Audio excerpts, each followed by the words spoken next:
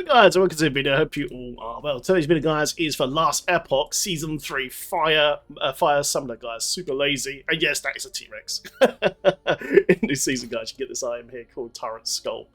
And you can buy it from the vendor. Once you see the little claw rift open up, go in there's a vendor, get the mats, you can buy this.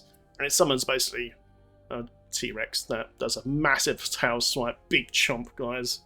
And it does a big roar. Do the roar! It does a roar as well. That buffs all your pets and increases their damage. So it's a lot of fun, man. So yeah, guys, nice chill build. Lots of HP, lots of ward. Your ward is generated from your pets, from the passive tree. We'll go over that in just a second. If you guys want the stat guide, it's just in the description of this video as always. If you don't want me to waffle on. But yeah, it's a nice starter build. Doesn't really require that much to get it going. And yeah, let's show it in action. Right, so go guys, let me set up all my pets, okay? So I've just got one pet up at the moment. Let's bring out our fire mages. The whole point of this build is that our pets are igniting the targets and burning them to death, okay? Every active pet we have increases our ward. You can see now our ward is going up and up and up. Now let me bring up my fire archers. They do split arrows. There we go. You see it's going up even more. And now let's of course bring out the big fire golem as well, guys, for the tanky and taunt. And fire aura as well. And then we can also got summoned wraith, okay, which is the biggest part of this build.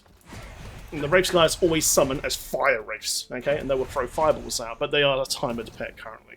To achieve fire wraiths like this, you need to have some idols here basically that have fire wraiths chance, which gets up to 100%. And there's some spec line you can do as well to bring it up. But you could always have the fire wraiths out instead. So you can just keep farming these. There's lots of way to farm these in the game. Or even re-roll them using the previous season mechanic, which is still in the game. And keep re-rolling until you get the Fire Wraith one, okay? And they're really worth it. And eventually I'm going to get that Fire Wraith staff out as well. But this is version 1 of the build, it's just the starter version to get ourselves started. But yeah, so you guys, lots of barrier, lots of ward, lots of health regen. Let's quickly show it in action.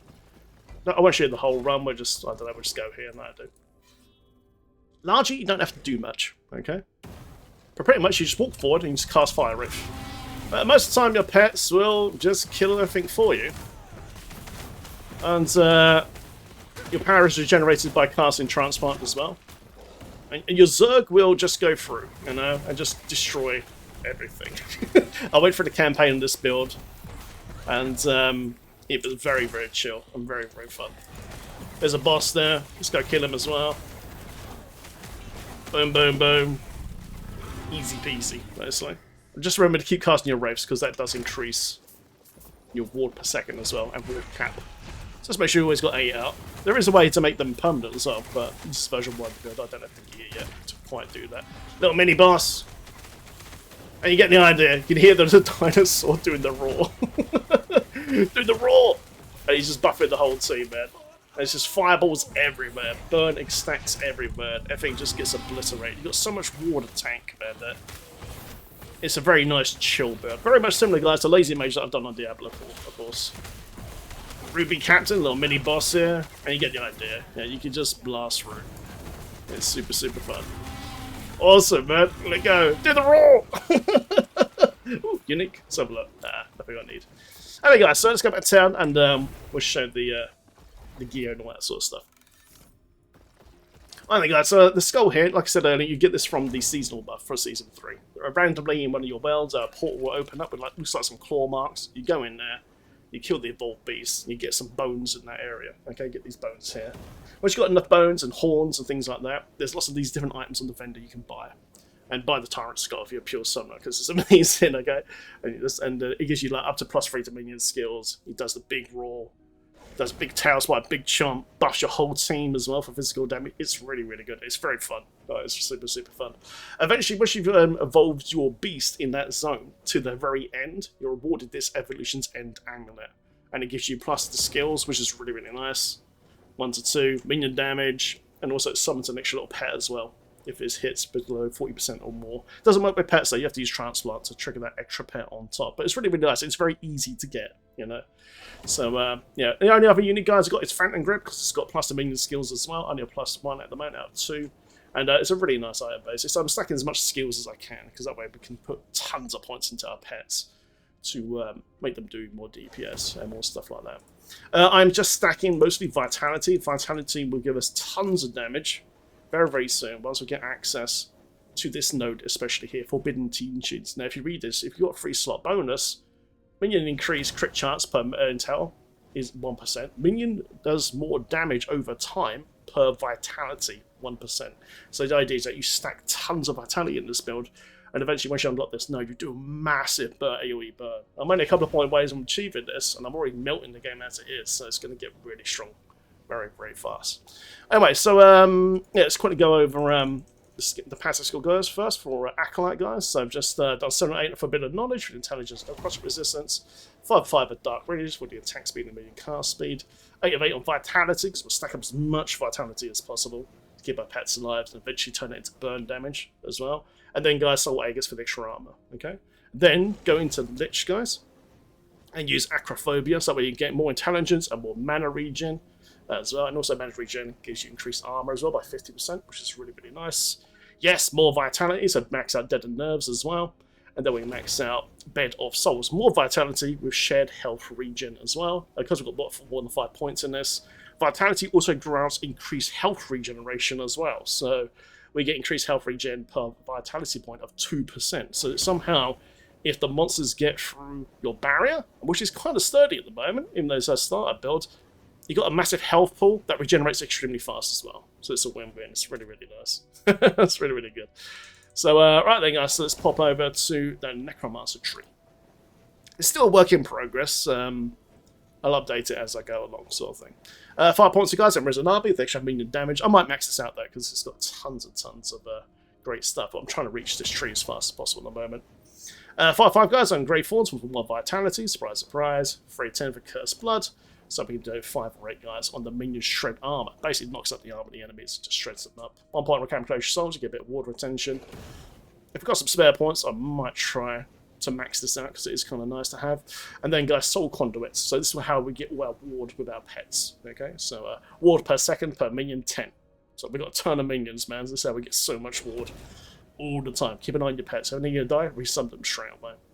Lovely. Tower of Death, guys. 5 of 10 on this as well. A health, armor, stun, avoidance. And shared reduced bonus damage taken from crits as well for the 5 point bonus, man. Which is massive. It's absolutely huge, you know. That will make you save so much damage from the enemies, so you don't get spiked down quite as much. I'm currently filling out all this as well. Frantic Summons. We've got the extra attack speed here as well. 6-8 guys on Tyrant for more increased health, and as always, more health, the stronger we're going to be. And then Cling to Life, guys, yes, for more vitality, all res, and all resistances. And at the moment, I'm just pumping this tree here. I'm going to bring this up to 5 and 5 and start activating Forbidden Teachings. Okay, so that's how far I've got so far, guys, on the passive tree. Okay, there'll be a link to this in the video description, as always. Lovely. Right then, guys, the only other thing we've got to cover is gear and the items. Quickly go over the gear. My gear's not that great. I'm just stacking vitality, getting ready to activate that bonus there. Forbidden Teachers to activate the massive damage over time potential of the burn build. So yeah, just use this chest plates for now. Vitality, minion health, light resistance, etc., etc. I will replace this with uniques in the future. I'm not sure what I want to go tank yet, but anything that's decently, anything with massive vitality, I'm going to put into this build and just test it out because it's going to be absolutely great. Helmet, guys, yes, more vitality, a bit of minion fire damage, a couple of resistances as always, a bit more regen as well on the base effects as well. My weapon is suck. I was looking for a Grooch and a Grave, I just couldn't find one. So I ended up, because I'm using bow and spell users, okay, I've opted out Esli Shard here on the crafting to add this to my current stuff with a bit of cast speed. And honestly, it's been absolutely fine.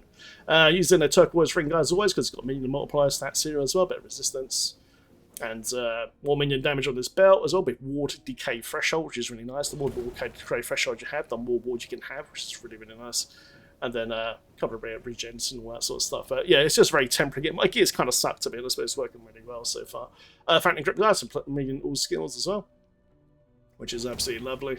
And then, of course, Evolution said, like we talked earlier, for the extra all skills. And increased minion damage as well, man. Tyrant Skull, like I said, buys from the vendor. Gloves, guys, just standard gloves at the moment. I'm just using these at the moment. I really need vitality on here, but it's just got some stats there for resistances, really for now, a bit of minion damage, etc., etc. The base Crusader gloves are really nice, though. Armor and forge resistance. They're really, really nice. Definitely try to get all of those, because you want to try to get resistance up as high as possible. But mine's not too bad at the moment. Like I said, it's very much just very basic gear. And the boots, guys, I've got experimental boots from the mages that are in those prisons. And right now I get minion damage, and minions teleport with me if I use a traversal skill, so basically transplant, and just seeing my pets teleport with me. It could just save you when you're porting into a place, man. They could possibly have a ton of enemies, you know. And yeah, crit strike damage of winners as well, dodge rating, and of course vitality. Vitality, vitality, vitality, okay? Right then guys, so idle setup. So like I said, these two are super important, okay? You want these little four round ones here. And you want Wraith chance to be a fire Wraith, basically, okay? So I've got this one here, and this one here. So I've got 52 here, and 38% here. And then on the Spectre, which I'll show you guys in a sec, we top it up to 100%. So every time I cast Wraith now, I always get Fire Wraith. I always get Fire Wraith, and they always shoot fireballs. Like a crazy rate, man. It was like... Eventually, I can't remember what it's called. There's a staff in the game, the Wraith staff. I think it drops in the next couple of acts. And it lets you have way more Wraiths than usual. You know, I'm definitely going to add that stuff to this build once I get it. So well, this is the basic version. I'll do version 2 soon, guys, once I get that in gear and update it. But yeah, it's been really, really fun so far. Really, really good. So yeah, guys, the rest of the idols, yeah, like minion fire damage, minion cast speed, ward. You know, anything with vitality, if you can get it. Ward retention, minion fire damage is what I'm stacking currently. Honestly, I think I'm just going to stack vitality. I think that's the best way to do it. And that way, eventually, once we get Forbidden Knowledge activated, that vitality is just going to turn into burn damage. Damage over time for all fire pets, which is going to be insane. Lovely. Right then, guys, quickly skills. So, yeah, I'm just using fire skeletons at the moment with multi-shot. So they all shoot basically just sprays of multi-shot fire arrows, just burning everything. Really, really nice. Eventually, I might change this to zombies or something like that in the future. But for right now, because they're so cheap, and there's loads of nodes that give you extra +1 to grave walkers and things like that, and extra skeletons, it's very, very easy to get a big army quickly and have more word per second to keep yourself alive during the early stages of the game. So you guys, yeah, so fire archers, and of course fire wraiths right here. I'm using this as well, so I've got an extra 22% chance on top of my idols as well on top to make sure I got cap sort of thing. And yeah, I've just stacked as much efficiency and damage as I possibly can. There is a node around here, some of the lists have permanent wraiths, which is there. I'm thinking about using this in the future. Right now I can only have +2, but if I get that new stuff, we can probably bump it up quite a lot. And then I can have another spam skill, and that's when I come out. Let's talk about maybe taking skeletons off and eventually putting zombies there instead, because fire zombies are awesome as well. It's really good. Hey guys, I'm just using Pyro Mages as always. They are Pyromancers as well. Shoot tons of fireballs, Flame Rot and Inferno, and just max them out basically. And yeah, lots of damage. I'm thinking about using the Traversal skill as well, Grave Patches. So, like I said, this is only version 1 right now, but there is a way here to use your, when you cast a Skeletal Mage, you'll teleport to your target location, so you can just spam teleport, basically, which is really, really nice. I'll probably put that in at some point, I think. As always, guys, the big golem for the tanking, okay, so he's nice and big, man, and he's doing lots and lots of Wild Pyro and Burning Bones. So lots and lots of fire stuff, so he's going in, he's igniting the enemies, causing havoc, taunting the enemies, keeping them off you, which is super important. It just wrecks them, man. On the transplant guys, the teleport skills, I've mostly gone for the bone armor so far. Bone armor, duration, bone armor, etc., etc. Also, this one generates me an extra pet as well, it's Temraculum as well. So every time we teleport, we get an extra pet. That's temporary, and that gives us even more ward, which is really, really nice. And there you go, guys. That is the setup. Hope you guys enjoyed the game and the video. Subscribe for more, and I'll get version 2 out as soon as I can. Thanks for watching. Enjoy LE Season 3, guys. Lovely. Enjoy Fire Pets. It's nice and chill.